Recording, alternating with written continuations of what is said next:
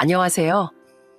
어린 시절 두 남동생과 함께 자라면서도 받아보지 못한 차별을 결혼해서 받아보게 된 여자입니다. 누군가에게 구박받는 것보다 사람을 더욱 서럽게 만드는 건 바로 다른 누군가와 비교당하는 일인 것 같아요. 비교당하는 사람이 나와 동등한 위치에 있는 사람이라면 더더욱 말이죠. 저는 다른 사람도 아닌 시모에게 같은 며느리인 형님과 비교와 차별을 당했었어요. 그리고 비단 그 일뿐만이 아니었어도 시모는 정말 학을 떼게 하는 사람이었습니다. 떠올리면 한숨만 나오는 시모와의 일화에 대해 얘기해보고자 이렇게 저는 사연을 보내게 됐어요. 부디 내 친구 혹은 내 딸 친구의 이야기다 생각하고 들어주시면 감사하겠습니다. 저는 나이 29살에 2살 많은 남편과 결혼했어요. 저와 남편은 같은 생산직 업종에서 근무를 하고 있었죠. 비록 저는 중소기업, 남편은 대기업 계열을 다니고 있었지만 소개팅으로 만나 일 얘기를 하니 너무 이야기가 잘 통하던 게 결혼까지 이어진 거죠. 남편은 착하고 성실한 사람이었는데 어릴 적부터 홀로 자신과 시수, 막내인 시누이를 키워준 시모에게 약간의 서운함을 갖고 살았다고 해요. 물론 어머니가 나랑 동생을 구박하거나 하신 건 아니야. 근데 워낙 형이 공부엔 영 흥미가 없던 나보다 공부를 월등하게 잘했으니 우리 집안 기둥이 될 인재라면서 형을 더 예뻐하신 거지. 아버지란 사람은 내가 어릴 때 바람 피워서 우릴 버렸거든. 그래서 상심이 컸던 어머니에게 형은 즐거움과 희망 그 자체였던 것 같아. 남편과 시숙은 쌍둥이였습니다. 하지만 시모는 어디 형에게 야야거리냐며 꼬박꼬박 남편에게 시숙을 형이라고 부르게 했다고 해요. 그것까진 뭐 그럴 수 있다고 치는데 시모는 과일을 사와도 제일 탐스럽고 큰 조각은 시숙 것, 좋은 옷을 사도 시숙을 제일 먼저 입히고 시숙이 질려하면 그때 남편에게 옷을 물려주곤 했다고 하더군요. 물론 남편과 시누에게도 새 옷, 새 신발을 당연히 사주었지만 시숙에게 훨씬 자주 옷을 사주었으니 시숙이 질리면 남편에게 그 옷을 입으라고 한 거죠. 어머니께 서운하긴 했지만 그래도 여자 혼자 몸으로 시골에서 자식 셋을 키워내느라 얼마나 힘드셨겠어. 그래서 난 어머니 원망은 안 해. 그럼에도 불구하고 남편은 시모를 치근하게 여기는 착한 사람이었어요. 그렇게 시댁 이야기를 먼저 들은 뒤 결혼을 해보니 시모는 정말 시숙을 유독 너무 예뻐하는 사람이더라고요. 전문대 졸업 후 대기업이지만 생산직 일을 다니던 남편과 달리 시숙은 명문대를 졸업한 후 우리나라에서 손에 꼽히는 대기업에 다니고 있었어요. 때문에 원래도 시숙을 가장 예뻐했다던 시모는 어딜 내놔도 시숙이 제일이라는 생각을 가지고 있었죠. 그렇다고 시숙이 남편과는 비교도 안 될 정도로 멋진 사람이냐고 물으신다면 솔직히 제 눈엔 그래 보이지도 않았어요. 물론 시숙이 좋은 회사를 다니고 높은 연봉을 받는 건 사실이었습니다. 하지만 돈을 잘 벌지언정 시숙은 똑부러지지 않고 우유부단한 사람이었어요. 기면 기고 아니면 아닌 남편과는 달리 말이죠. 어머니, 진짜 이러다가 저 독거노인으로 만들 생각이세요? 어머니 때문에 벌써 제 결혼이 2번이나 깨졌다고요. 저 이러다 진짜 장가 못 가면 다 어머니 때문이에요. 그런 시숙의 성격은 결혼 문제 관련해서도 마찬가지더군요. 일찍 결혼한 저와 저보다도 먼저 결혼했던 시누이와 달리 시숙은 오래도록 장가를 가지 못했습니다. 시모가 우리 아들이 어떤 아들인데 아무 며느리나 드리냐며 2번이나 시숙의 결혼을 반대하고 회박났었거든요. 심지어 2번째엔 시숙과 결혼할 뻔한 여자분을 만나 얼굴에 찬물까지 끼얹고 왔다네요. 그 얘기를 자랑스럽게 하는데 정말 기절하는 줄 알았습니다. 내가 너를 어떻게 키웠는데 물론 네 아버지가 이혼하면서 재산도 땅도 좀 나눠줘서 내 평생 일은 안 하고 살았다. 그래서 몸은 좀 덜 고생되었을지언정 홀로 자식 새 키우는 게 보통 힘든 일이었는 줄 아니? 그 고생을 하면서도 난 건규 널 제일 애지중지했어. 그렇게 아르바이트 한 번 안 시키고 명문대 졸업시켜 대기업 직원까지 만들어놨는데 내가 아무 며느리나 집에 들일 것 같아? 내 1등짜리 아들은 1등짜리 신부감 아니면 절대 장가 안 보내. 중소기업 직원의 구급 공무원이 뭐야? 어림도 없지. 그런 시모에게 원망의 말을 퍼부을지언정 시숙은 늘 시모에게 휘둘렸습니다. 그리고 솔직히 차라리 며느리가 또 이 집에 안 들어오는 게 낫겠다 싶을 정도로 시모는 제게 빵점짜리 시모였어요. 왜 있지 않습니까? 며느리라면 무조건 마음에 안 들어하고 시집살이도 시키고 싶어하는 타입의 시모들이요. 제 시모가 딱 그런 사람이었어요. 예, 넌 왜 이렇게 전화를 안 받니? 일하는 중이라 못 받았어요. 근데 무슨 일 있으세요? 무슨 부재중 전화를 22통이나 하셨어요. 있지 그럼. 너 우리 아들 아침은 뭐 먹였냐? 요새 남편 아침밥 안 챙기는 정신 나간 여자애들이 많다고 동네 여자 한 명이 그러더구나. 그래서 내가 설마 너도 그러나 싶어서 전화한 거야. 고작 그것 때문에요? 저도 제 남편도 원래 오전 근무할 땐 아침 안 먹어요. 그리고 결혼 전까지 남편은 오전 근무가 아닐 때도 아침 챙겨 먹고 나간 적 없다고 하던데요. 자취하는데 귀찮게 뭐하러 그런 걸 챙겨 먹냐고요. 뭐? 그건 그때고 결혼하면 아내가 있는데 당연히 아침밥은 챙겨줘야지. 허리도 중소기업 다니는 너보다 생산직이어도 대기업 다니는 내 아들 버리고 훨씬 낫잖아. 이제 막 한 집안의 며느리가 됐을 땐 뭐가 잘못됐는지도 모르고 마냥 내내하며 살았습니다.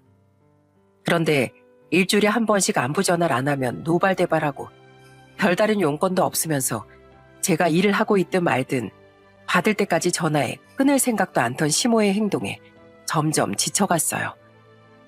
게다가 할 말이 없으면 괜히 차이 나던 남편과 제 직업을 꼬투리 잡고 저를 한 인간이 아닌 마치 식물처럼 생각하는 시모의 태도에 점점 제 마음의 벽이 세워졌죠.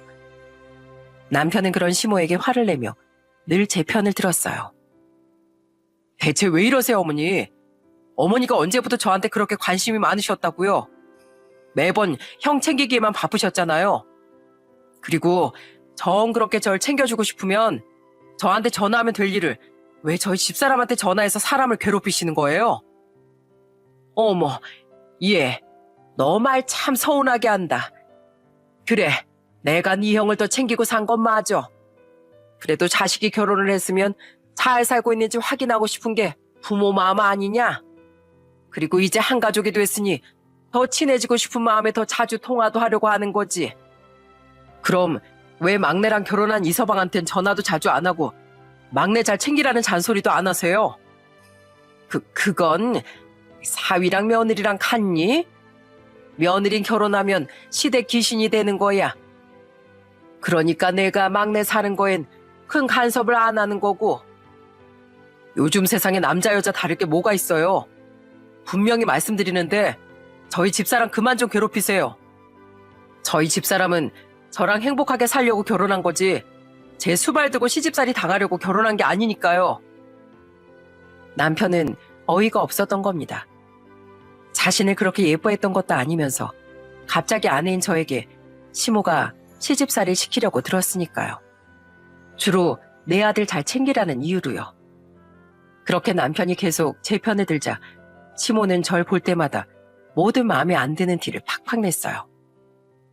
예, 요즘 여자애들은 키가 크다는데 넌 왜 이렇게 키가 작니? 그리고 요즘 여자애들이랑 다르게 왜 이렇게 넌 뚱뚱해? 160이면 평균 키예요, 어머님. 그리고 어머님은 키가 150도 안 되시는데 저한테 작다고 하는 건 좀 그렇지 않으세요? 그리고 저 어렸을 때부터 통통했어요. 저희 부모님이 워낙에 잘 먹여주셔서요. 통통한 건 부의 상징이라고들 하잖아요. 그런 인격 모독까지 당하다 보니 제 인내심이 남아났겠어요. 저는 그런 시모의 시비에 점점 지지 않고 맞받아치기 시작했습니다. 한 번은 어른이 시모에게 그랬으면 안 되지만 너무 화가 나서 목소리까지 높이게 될 뻔한 적이 있었어요. 그래도 다행히 그때부터 시모도 저를 더 이상 만만하게는 못 보게 된 것 같더라고요. 진짜 시모와 보지 말고 살까 진지하게 고민까지 했었는데 다행히 그 덕에 시모와 인연을 끊고 사는 극단적인 선택은 하지 않을 수 있었죠. 시모도 그때부턴 제게 시비도 덜 걸고 조금이나마 조심하는 모습을 보였으니까요. 그래도 참고 우리 어머니 보고 살아줘서 고마워 여보.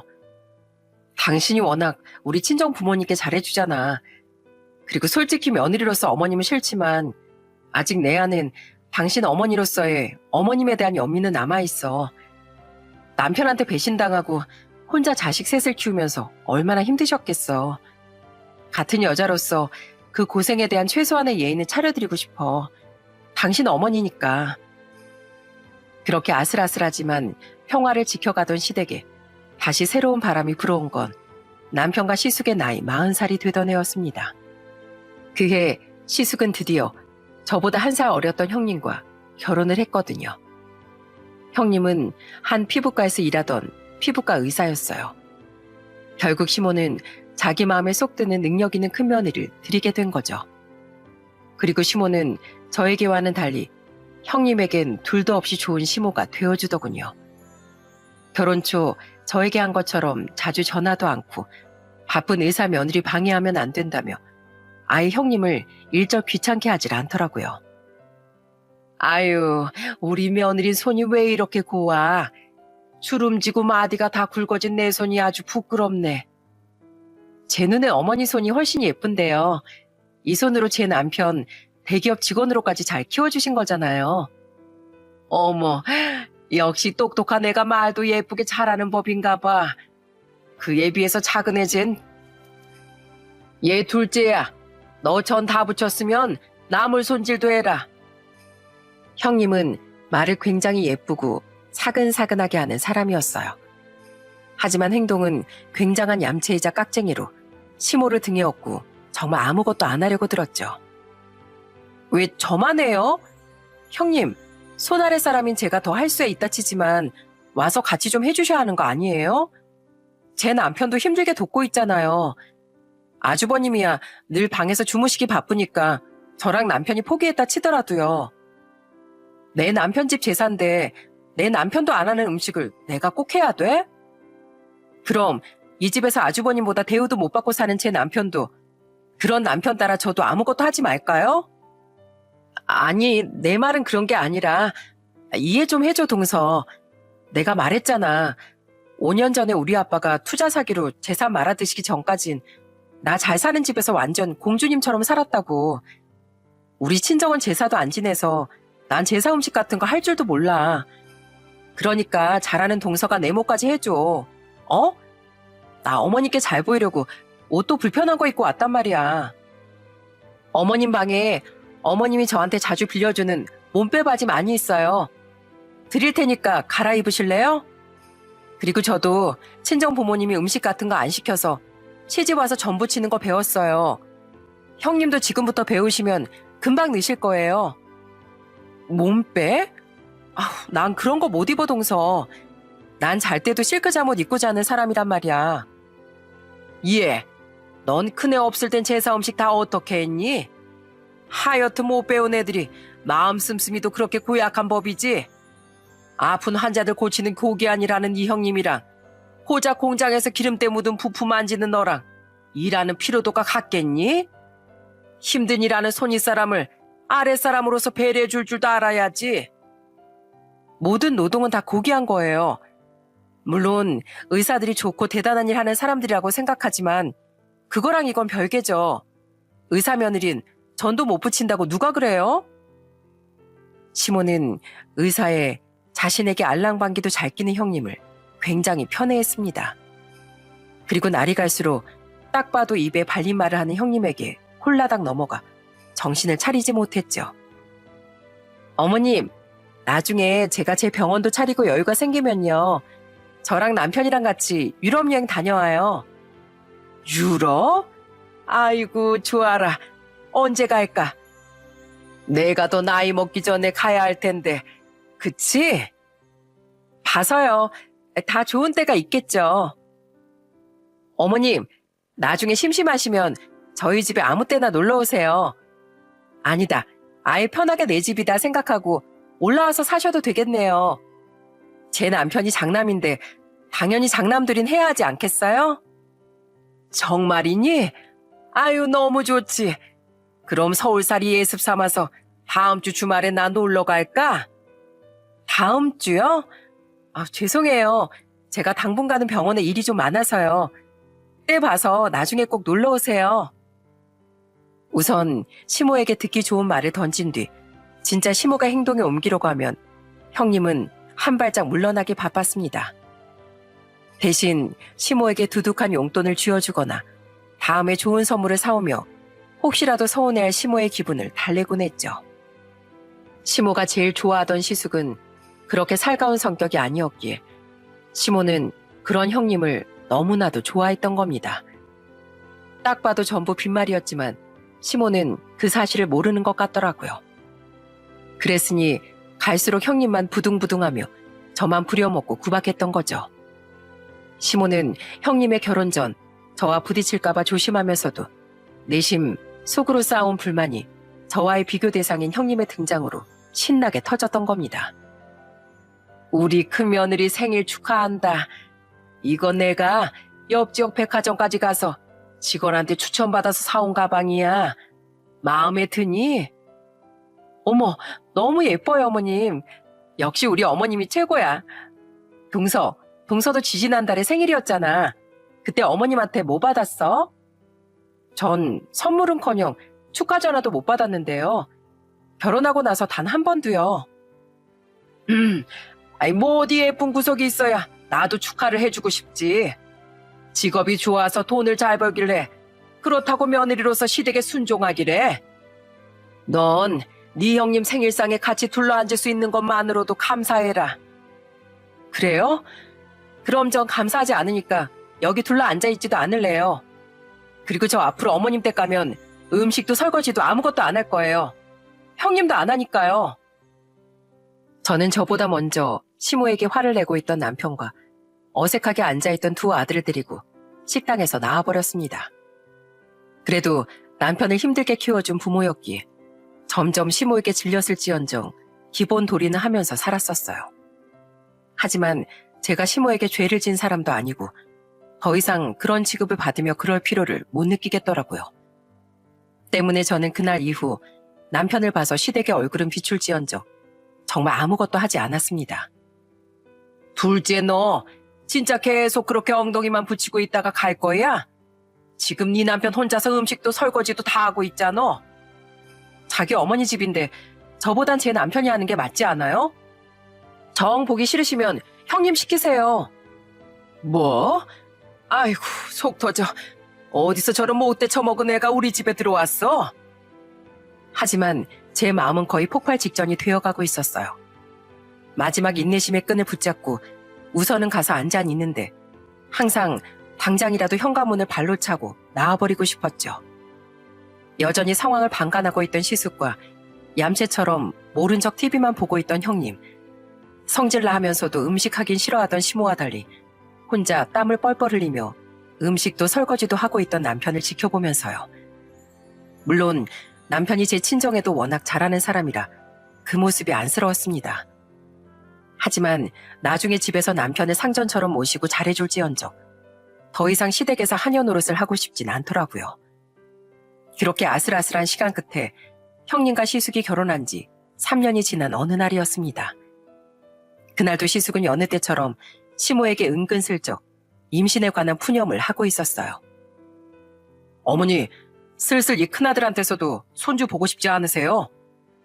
전 진짜 제 애 좀 가지고 싶은데 집사람이 몸매 망가지고 커리어에도 문제가 생긴다고 너무 싫어해요. 큰애가 싫다고 하면 그냥 살아. 그리고 왜 그런 얘길 결혼 전에 미리 정리를 안 했어? 그땐 결혼하면 당연히 애도 가질 줄 알아서 생각을 미처 못했죠. 요즘엔 애 안 낳고 부부끼리만 잘 먹고 잘 사는 집도 흔하다더라. 집안 대야 둘째 제가 아들을 둘이나 낳아놨는데 무슨 걱정이냐? 영 마음에 안 드는 둘째 제 피가 섞인 건 마음에 안 들지만 근데 큰손준 그래도 우리 집안 핏줄인 티가 나는지 영특한데 둘째 유성이 생긴 게 영 건을 닮지도 않고 행동도 굼뜬 게 대체 왜 저러나 모르겠다. 그런데 시모는 형님 편을 들더니 갑자기 저와 저희 둘째 아들을 흘겨보지 않겠어요? 가뜩이나 참을성이 극에 달했던 제게 그 말은 기름에 불을 붙인 격이었습니다. 제 피가 섞인 게 마음에 안 든다고요? 그리고 왜 괜히 잘 놀고 있는 우리 둘째를 가지고 트집이세요? 내가 뭘 괜히 트집을 잡어? 내 솔직히 말하마. 둘째 너 지금이라도 실토해봐. 너희 둘째 유성이 진짜 우리 건우피 줄 맞니? 큰손주 낳고 나서 한참 동안 안 생기던 애가 하필 네가 다른 공장으로 이직하고 나서 갑자기 생긴 게 참 이상하다고 생각했다.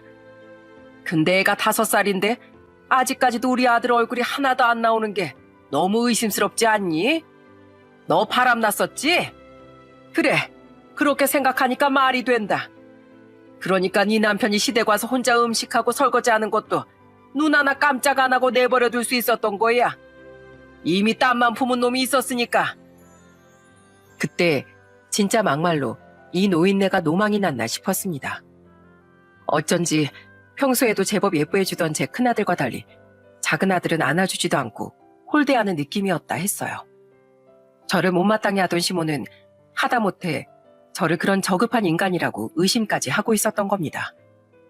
그때 남편은 기가 막혀서 잠시 말문이 막혔던 절 대신에 길길이 날뛰더군요. 어머니, 진짜 치매라도 걸리신 거예요? 유성이가 그럼 제 아들이지 누구 아들이에요? 얼른 제 아내한테 사과하세요. 내가 왜 사과를 하니? 쟤 아무 말 못하는 것 좀 봐라. 역시 내가 의심했던 대로였어. 유성이 분명 네 아들 아니라니까. 꼭 무식하고 몸쓰는 일 하는 여자애들이 저렇게 자기 본능에만 충실하면서 살다가 사고도 치는 거야. 너 남자랑 여자를 같게 생각하면 안 된다. 지금 말 다 하셨어요, 어머님? 만약 우리 유성이가 제 남편 친자인 거 확인되면 그 뒷감당 어떻게 하시려고 이래요? 증명해봐라 그럼. 아마 못할걸. 분명 쟤는 내 아들 핏줄이 아닐 테니까. 그래요? 치욕스럽지만 제가 그럼 유전자 검사에서 꼭 증명해 보일게요. 대신 우리 아들이 제 남편 핏줄인 게 확인되면 그때부터 2번 다시 저랑 우리 둘째 못 보고 살 줄 아세요. 이 사람은 더 이상 제가 시모 대접을 해줄 필요도 없는 사람이구나 싶더라고요. 그날 이후 저는 정말로 유전자 검사를 의뢰했어요. 당연하게도 둘째는 저와 남편의 친자가 맞았죠. 하지만 그 결과지를 보면서도 시모는 사과는커녕 콧방귀를 뀌지 않겠어요? 그러니까 네가 평소에 행실을 잘하고 다녔으면 내가 의심할 일도 없잖니. 원래 머리에 든거 없는 공순이들이 사고를 잘 친다고 하더라. 난 그런 통계를 믿고 합리적으로 널 의심한 거야. 예, 전 저한테 그런 저급한 편견을 가지고 있는 어머님, 전에 말씀드린 대로 이젠 안 보고 살 겁니다. 저랑 우리 둘째가 받은 모욕을 더 이상 떠올리지 않고 살 수 있도록 합리적으로요. 그런 시모에게 저는 당당히 인연을 끊겠다고 선언했습니다. 어떻게든 중간 역할을 하려 노력하고 살았던 남편도 그때 일로 완전히 시모에게 학을 뗀 모양이었어요. 왜냐하면 그날 이후 남편도 함께 시모와 연락을 끊고 살았거든요. 제게 두고두고 미안해하면서요. 그런데 시모와 연을 끊은 지 몇 달 안 된 어느 날 저희 집에 놀러왔던 시누이가 이런 소식을 전해주더군요. 새언니, 큰 새언니가 일하던 병원 나와서 개인 병원 개업 준비하던 거 알고 있죠? 네, 드디어 개업했대요? 네, 했대요. 근데 원래 큰 새언니 그동안 모은 돈에 대출도 잔뜩 껴서 개업한다고 했잖아요. 그 대출 받으려고 했던 돈을 글쎄 저희 엄마가 다 해줬대요. 살던 집만 남기고 가지고 있던 땅, 재산 다 처분해서요. 오빠, 아무리 엄마가 큰오빠 제일 예뻐했다고 해도 어떻게 이럴 수가 있어? 우리 뭐 자식도 아니래? 어떻게 그 많은 재산을 한 번에 큰오빠한테만 다 물려줘? 진짜 어머니가 그러셨다고? 그래. 그리고선 짐 싸들고 얼마 전에 큰오빠네로 아예 들어갔대. 엄마 최근 1, 2년 새 계속 나이 드니까 시골에서 혼자 살기 외롭다. 이젠 나도 자식들이랑 같이 살고 싶다. 그랬었잖아. 걔놓고 작은 오빠랑 내가 아니라 큰오빠랑 큰새언니 보면서. 아마 큰새언니 병원 차려주면서 당당하게 큰오빠랑 합가하고 싶었던 거 아닐까? 아무튼 전 재산 다 퍼진 큰오빠네랑 같이 사신다니 나도 이젠 내 시댁에만 잘하려고. 엄마가 작은 오빠한테도 잘 못했지만 나도 시집가면 시댁 귀신이라면서 홀대했었잖아. 이젠 진짜 시댁 귀신으로 살지 뭐. 신우이도 제 남편도 돈 욕심이 있는 사람들은 아니었습니다. 하지만 두 사람 모두 그 일로 시모에게 큰 서운함을 느끼긴 하더라고요. 돈 때문이 아니라 그동안 시모에게 쌓여왔던 서름이 그 일로 활용점정을 찍은 것 같았죠. 저야 뭐 시모 돈에 욕심이 있던 것도 아니고 그저 잘 됐다 싶었습니다. 시모는 그렇게 같이 살고 싶다고 티를 내던 시숙과 형님네와 합가해서 좋고, 시숙과 형님은 형님 병원 개업 자금을 두둑이 얻어서 좋았을 테니까요. 근데 솔직히 좀 의외긴 하다. 어머님이 그런 티를 낼 때마다 형님이 자기 집으로 오시라고 말을 하긴 했었잖아. 근데 진짜 어머님이 그럴 기세니까 형님 어떻게 했어? 갑자기 일이 생겼다, 다음에 오시라 하면서 막 도망 다녔지. 그래서 참 입만 산 사람이다 싶었는데 진짜 어머님이랑 합가를 했다고 해서 놀랐어. 무려 병원을 거의 개업해줬는데 그 돈 받고 안 모신다고 하기도 어려웠을 거야. 아무튼 잘 됐지 뭐. 우리 어머니 그렇게 장남 하더니 노후는 행복하게 보내시겠네. 어차피 어머니 안 보고 살기로 한 거 우린 우리끼리만 잘 살자고. 그런데 시모가 시숙 집에 들어간 지 6개월 뒤에 어느 날 저는 아주 황당한 전화를 받게 됐습니다. 그날 오후조 근무를 하고 있던 전 계속해서 울리는 진동에 휴대폰을 주머니에서 꺼내봤어요. 그런데 액정에 시어머니라는 이름이 떠있지 않겠어요? 안 보고 산지 몇 달이나 된 제게 대체 왜 전화를 걸었나 싶어 저는 전화를 받아봤습니다. 그리고 그때 시모는 제게 생각지도 못한 말을 내뱉었죠. 벌써 전화를 3통이나 했는데 왜 이제야 전화를 받아? 저 지금 일하는 중이에요. 근데 무슨 일이세요? 너희들 애들 키우면서 맞벌이 하기 힘들지? 내가 큰애네만 챙기며 살다 보니까 문득 너희한테 미안해졌다. 그래서 이젠 내가 너희들 집 가서 손주 봐주면서 살려고. 나 지금 갈 테니까 너희 아파트 정문으로 마중 나와 있어. 네? 저 일하고 있다니까요. 여보세요? 시모는 정말 뜬금없이 이젠 저희 집에서 살겠다고 내지른 겁니다. 그리곤 아직 일하고 있다는 제 말을 끝까지 듣지도 않은 채 그냥 전화를 끊어버리더라고요. 여러분 같아도 너무 황당할 것 같지 않나요? 사람을 무시하고 행동 가벼운 공순이 취급하며 깔아뭉갤 땐 언제고 왜 갑자기 이런답니까? 분명 형님이나 시숙과 무슨 일이 있는 것 같았죠. 그리고 그로부터 약 20분쯤 뒤 우선 다시 일에 집중하고 있던 제게 시모가 다시 전화를 걸어왔어요. 야, 나 택시 타고 너희 아파트 앞에 다 왔는데 왜 너 안 나와 있어? 저 일하고 있다고 말씀드렸잖아요. 근데 제가 거기를 어떻게 가요? 그것도 20분 만에. 근데 어머님, 지금 서울 아주버님 댁에서 수원인 저희 집까지 20분 만에 오신 거예요? 아까 전화했을 땐 이미 택시 타고 한참 가고 있었어. 넌 여전히 건방지구나. 시애미가 간다는데 며느리가 돼서 냉큼 조퇴하고 달려올 것이지. 아직도 일을 하고 있다고? 시모는 아직 퇴근하려면 한참 남은 제게 당장 달려오라며 길길이 날뛰었습니다. 오랜만에 시모의 억지를 듣고 있노라니 정말 짜증이 솟구쳤어요. 아무리 저희 친정 부모님이라고 해도 어머님처럼 막무가내로 이러시진 않아요. 그리고 전 이미 어머님이랑 안 보고 사는 사람인데 제가 왜 어머님 말에 화살처럼 튀어가야 돼요? 그리고 전 재산 털어서 형님 병원 차려주셨다는 거 저 다 들었어요. 근데 왜 갑자기 저희 집에서 사시겠다는 거예요? 전 재산 다 주고 합간 아주머님 댁에서 행복하게 사시지. 내가 말했잖아.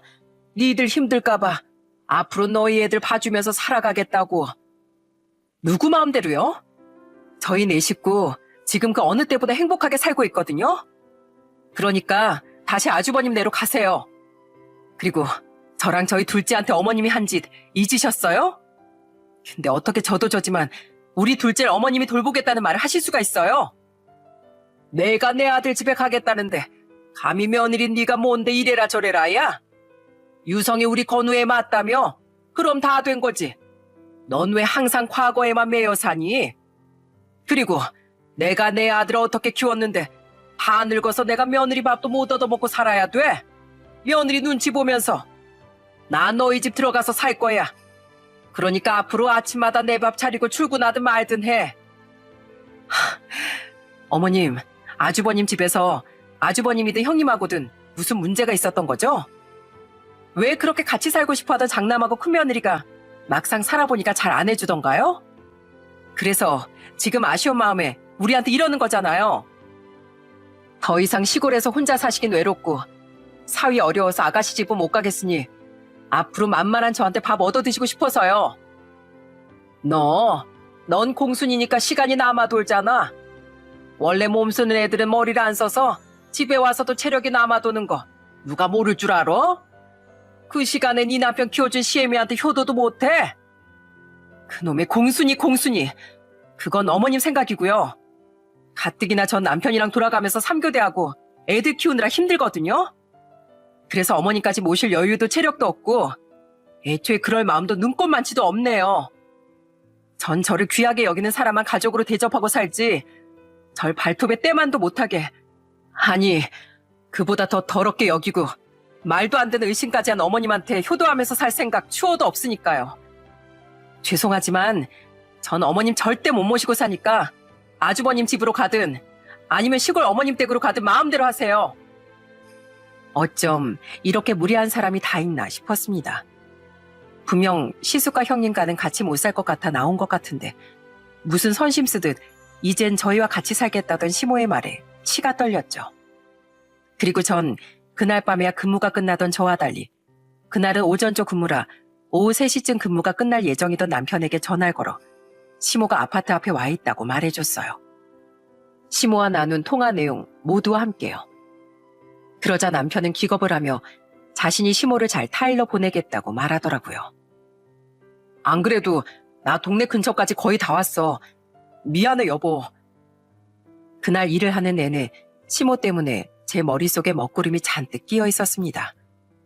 그렇게 11시가 넘어서 집에 돌아와 보니 남편은 애들을 재우고 혼자 맥주를 한 잔 하고 있더군요. 손을 씻고 온 전 남편 앞에서 똑같이 맥주를 한 캔 따며 물었어요. 내일도 아침 근무인 사람이 왜 안 자고 술을 마시고 있어? 어머님은 어떻게 됐어? 잘 말해서 돌려보냈어. 근처 식당에서 밥 한 끼 대접하고 콜택시 불러서 집까지 보내드렸지. 택시비가 어마어마하게 나오긴 했는데 나이 70인 노인을 한가득인 짐이랑 같이 기차 태워 보낼 수가 없어서 말이야. 잘했어. 근데 이게 무슨 난리래? 대체 왜 아주버님 내서 나오신 거래? 말도 마. 그동안 어머니 말만 형이랑 형수님이 모시고 산 거지. 그냥 외딴 서울에서 혼자 동떨어져서 지내셨대. 형이랑 형수님은 맨날 데이트한다 회식한다 아니면 병원이랑 회사 일 때문에 바쁘다면서 그렇게 밖으로만 돌아다녔대. 주말에도 형수님이 어머니한테 밥을 챙겨주긴커녕 밥 시켜 드시라면서 용돈만 두고 형이랑 데이트하러 나가버리곤 했대. 정작 어머닌 일하는 형수님이랑 형 위해서 평일에 계속 아침도 챙겨주셨는데 말이야. 진짜? 형님도 참 대단하다. 어머님한테 병원 개원빈 받을 대로 다 받아놓고 그렇게 찬밥 취급을 했다고? 원래 어머님한테 알랑방귀 끼던 모습은 어디 가고 받을 거 다 받았다 이건가? 내 말이 형네 집에 개가 3마리나 있는 거 알지? 어머니 맨날 형네 집에서 개똥 치우고 개밥 주는 개 보모 역할만 하신 거야. 그러다 결국 못 참고 형네랑 대판 싸우고 우리 집에 오려고 하신 거지. 남편은 씁쓸하게 말하며 맥주를 벌컥벌컥 들이켰습니다. 시모는 눈물까지 흘려가며 시숙내에서 일을 전부 털어놓은 뒤 후회스럽다는 말을 했다더군요. 큰애 걘 말만 번지르르 했지 완전 여우였던 게다. 아마 나한테 매번 빈말로 같이 살자고 했는데 내가 진짜로 짐 싸들고 그 집에 들어가니 그때부터 굉장히 떨떠름해한 것 같았다. 그럴 거면 애초에 나한테 그 많은 돈을 왜 받아갔대니? 내가 준다고 떠밀어줘서도 끝까지 거절했어야지. 이렇게 며느리 둘이 하나 안 할 거면서. 그리고 네 형도 그래. 며느린 큰애가 나한테 못하면 아들인 자기라도 나한테 잘해야 할 거 아니야? 내가 자기를 얼마나 애지중지하면서 키웠는데 내가 인생을 허투루 산 게야. 아무리 그래도 어떻게 저희 집사람한테 전화해서 그런 말도 안 되는 말을 퍼부으셨어요? 저희 집사람을 무슨 화풀이 대상으로 아시는 거예요? 둘째, 내가 아무리 구박했어도 그 긴 세월 나한테 얼굴은 빛으로 오지 않았니? 그래서 잠깐 나한테 마음이 상해 있긴 하지만 그래도 시어머니인데 내가 간다고 하면 날 모시고 살 줄 알았다. 워낙 착한 애니까. 근데 걔가 싫다고 할 때 내가 숙이고 들어갔어야 했는데 그동안 네 형 집에서 우라통이 하도 쌓였다 보니 나도 모르게 그만 발끈한 거야. 건우야, 나 진짜 네 집에서 살면 안 되겠냐?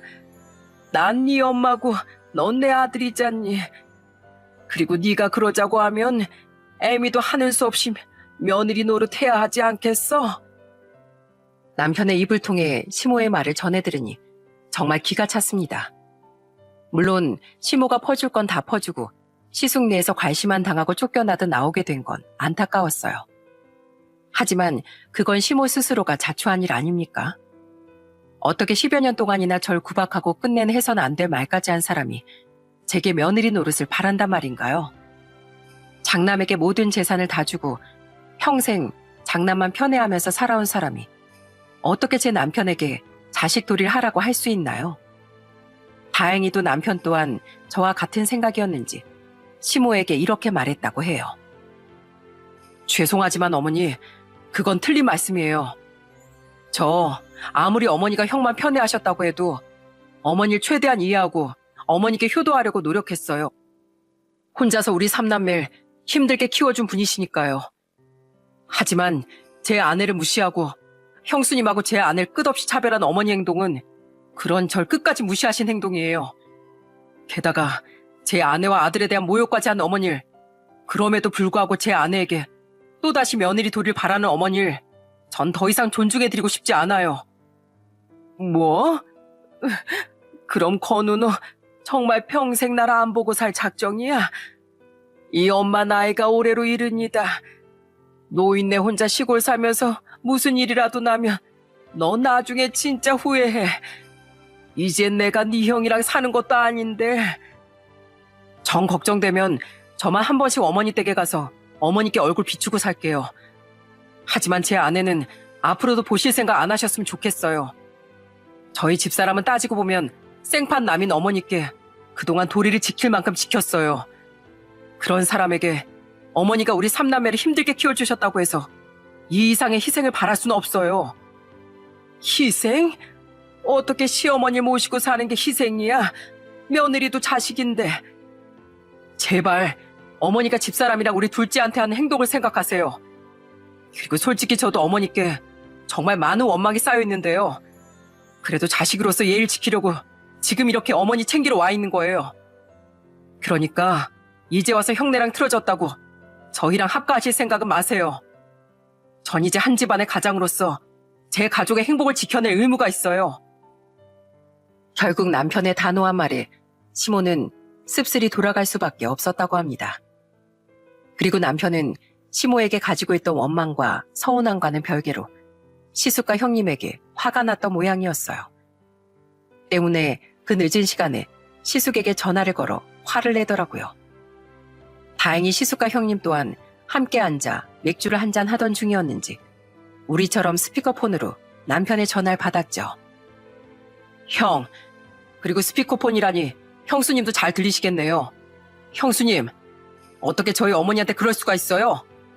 어머니가 저랑 막내 그리고 집사람한테 못했지만 그래도 형하고 형수님은 끔찍이 아끼셨잖아요. 형수님 병원 개업비까지 거의 다 대주셨고요. 근데 어떻게 저희 어머니 그렇게 박대하고 쫓아낼 수가 있어요? 남편은 사람이 그러면 안 된다며 시모에게 들었던 말들을 들먹였습니다. 하지만 어떤 상황이든 말은 양쪽 말을 다 들어봐야 한다죠. 시숙과 형님이 잘했다는 건 아니지만 그들에게도 나름대로의 사정이 있었더라고요. 서방님, 너무 어머님 얘기만 듣고 우릴 욕하는 거 아니에요? 우리도요, 어머님 때문에 너무 힘들었어요. 우린 애초에 아침밥을 먹지도 않는데 사람 잠도 못 자게 어머님은 새벽 4시부터 일어나서 아침밥을 차리셨다고요. 나중에 우리가 한다는데도 그 새벽부터 시끄럽게 베란다에서 세탁기 돌리고 청소기 돌리고 오죽하면 잠 좀 자자면서 아랫집에서 민원까지 들어왔었어요. 게다가 아침밥 안 먹는다고 제발 차리지 말라고 말씀드려도 자식 위하는 자기 마음을 몰라준다면서 아침마다 얼마나 눈물바람이셨는지 알아요? 아, 저 진짜 환장하는 줄 알았다고요. 처음엔 기왕 같이 살게 된 거 형님은 시모에게 잘하려고 했다고 합니다. 그런데 생활 습관부터 방식까지 달라도 너무 달랐고 시모는 자꾸만 자신의 방식을 고집했다고 해요. 때문에 이제 막 개업한 병원 일에 집중해야 했던 형님은 시모에 대한 스트레스를 피하려 시모를 피해 다녔던 거죠.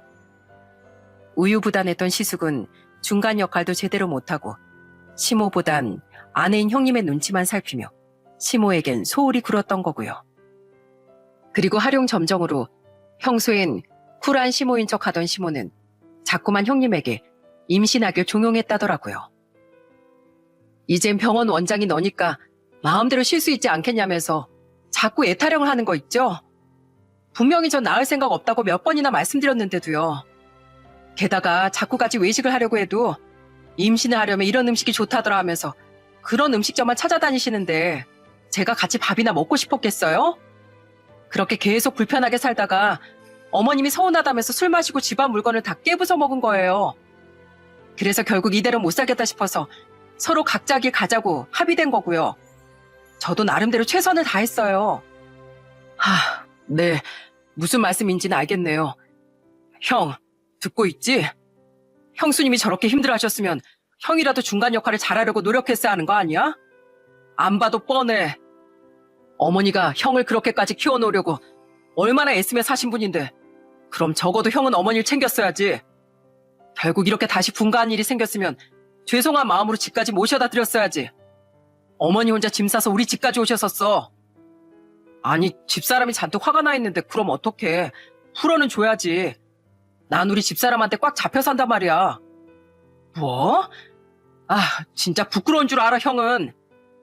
아주버님, 그리고 형님, 저도 마지막으로 한 말씀만 드릴게요. 두 분 입장은 알겠는데요. 적어도 어머님 재산을 다 가져갔으면 어머님 노후 자금만큼은 돌려드리세요.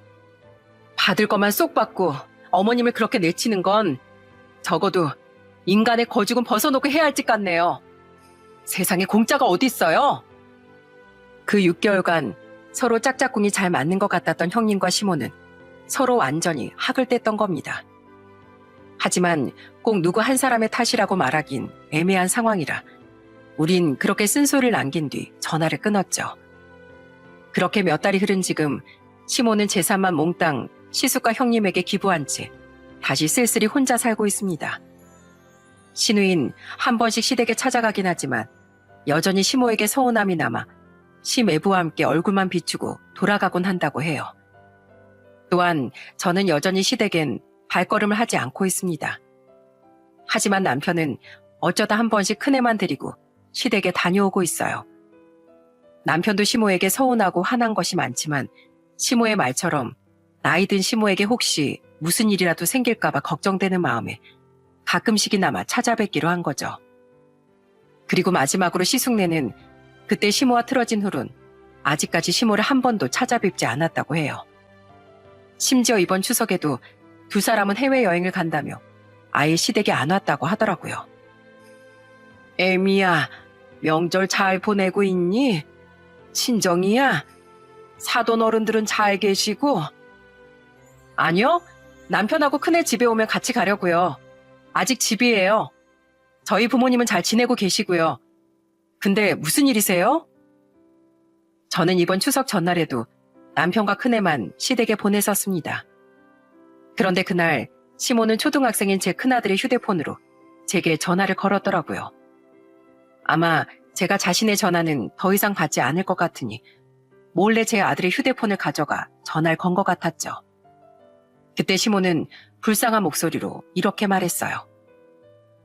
그냥 보고 싶어서. 둘째 너 앞으로도 계속 이렇게 안 올 거니? 큰애들은 오지도 않고 내일이나 모레는 네 시누이네도 왔다가 금방 가버릴 거 아니냐. 둘째야, 나 너무 외롭다. 너 아직도 나한테 서운하니? 아무래도 아니라고 말씀 못 드리겠네요. 에휴, 시어머니가 좀 실수할 수도 있는 거지. 무슨 앙금을 그렇게 오래 품고 살아. 이제 그만 마음 풀고 유성이 데리고 나 좀 보러 오렴. 에휴, 네 시숙은 공부 좀 잘한다고 내 모든 걸 다 퍼주면서 키웠는데 내가 너무 바보였다. 결국 한 번씩 얼굴이라도 비추러 오는 건 큰애한테 신경 쓴다고 미처 제대로 신경 못 써주고 키웠던 네 남편이랑 막내뿐이잖니. 이젠 내 잘못 잘 알았으니까 너도 마음 풀고 다음 설엔 유성이 데리고 오면 안 되겠니? 죄송하지만 저 그러고 싶지 않아요. 고작 5살 된 우리 둘째한테, 그리고 저한테 어머님이 어떤 모욕을 줬는지 잊으셨어요? 전 그때 억울함과 치욕을 아직도 잊지 못해요. 참, 너도 속 좁다. 그건 그냥 유성이가 너무 우리 아들이랑 안 닮아서 그랬지. 네, 저 속 좁고요. 어머님이 저한테 몇 번씩 사과하신다고 해도 제가 어머니께 당했던 모든 행동들 쉽사리 풀리지 않을 것 같아요. 그런데 몇 번은커녕 단 한 번도 미안하다고 사과하지 않은 어머님께 제가 어떻게 마음을 풀 수 있겠어요. 이만 끊을게요. 시모는 자신도 잘못했지만 너도 속이 좁다는 식으로 말하며 아직도 제게 자존심을 세우더군요. 저에게 아직까지 단 한 번도 미안하다는 사과를 한 적 없는 시모에게 전 앞으로도 오래도록 마음을 열지 못할 것 같습니다. 그리고 앞으로 시모와 사이가 틀어진 시숙과 형님이 시모에게 다시 돈을 돌려줄지 모르겠어요. 시모가 어떤 사람이었든 간에 그 많은 재산을 다 받아갔으면서 결국 시모를 내치 못난 사람들이니까요. 또한 시댁의 그런 모습을 지켜본 사람으로서 역시 사람은 뭐든 지나치게 치우치며 살면 안 된다는 걸 깨달았습니다.